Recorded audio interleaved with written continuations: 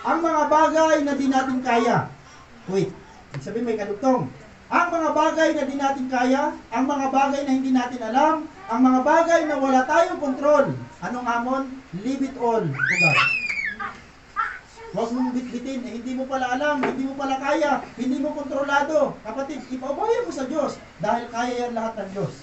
Leave it all to God. Sabi dito, sa Kanya dapat natin iasa, sa Kanya natin dapat ipaubaya ang lahat sapagkat alam niya ang lahat at kontrolado niya ang lahat sapagkat, sabi dito, because He can do what we can. Kaya ng Diyos gawin ang mga bagay na hindi mo kaya. Kung meron ka ngayon, ano ang kalalagayan mo ngayon, hindi ko alam ang kakalagayan ng bawat isa sa atin, ganun din sa akin, kapatid, hindi alam natin ang isa't isa, pero alam ng Diyos na meron ka ngayon daladalang kabigatan.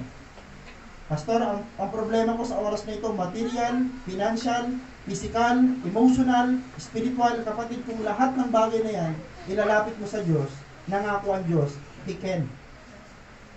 May magagawa ang Diyos sa kalalagayan mo ngayon. Kaya ho, hindi ko natatagalan, yan ang sinabi ng Panginoon, leave it to God. Sa Diyos po, ang pinakamataas na papuri. Wala pa natin